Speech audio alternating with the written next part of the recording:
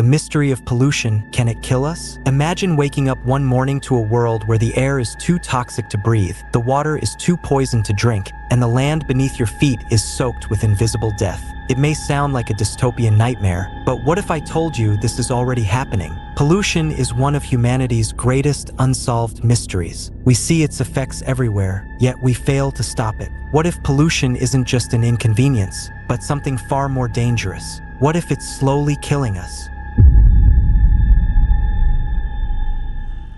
The silent killer, this is PM 2.5. It's invisible to the naked eye, yet it is responsible for millions of deaths every year. These microscopic particles are so small, they slip past our body's natural defenses, entering deep into our lungs, seeping into our bloodstream, and even reaching our brains. The World Health Organization has confirmed that long-term exposure to PM 2.5 can lead to heart disease, lung cancer, and even neurological disorders like Alzheimer's.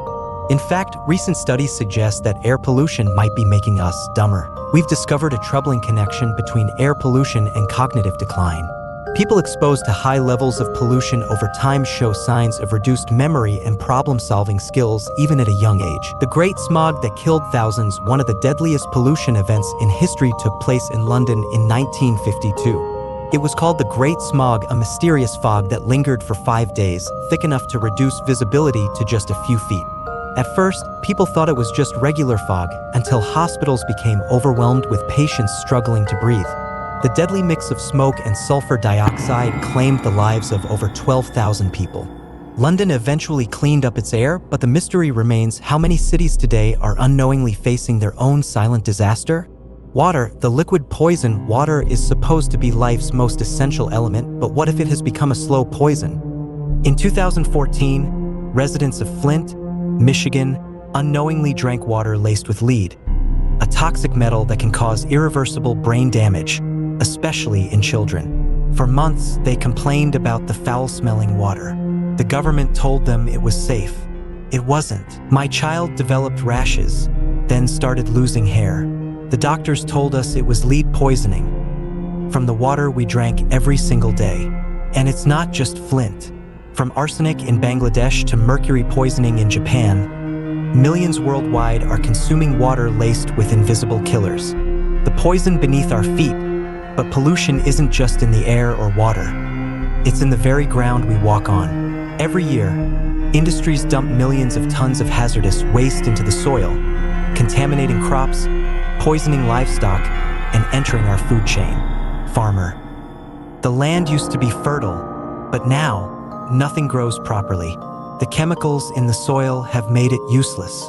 In some regions, entire villages have been called cancer hotspots because so many residents develop deadly diseases due to soil contamination.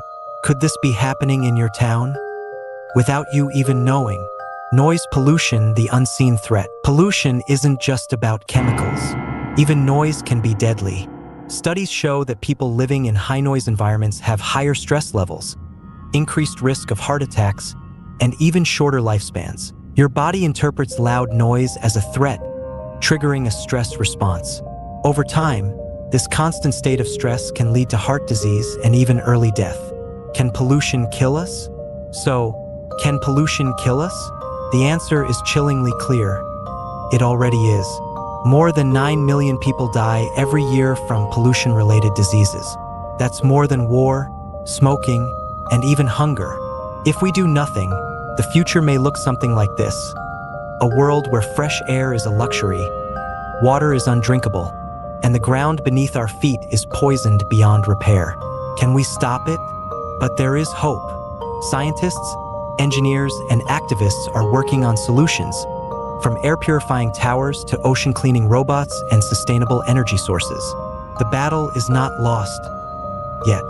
The question is, will we act in time? Or will pollution be the mystery that finally solves us? The future is in our hands. What will we choose?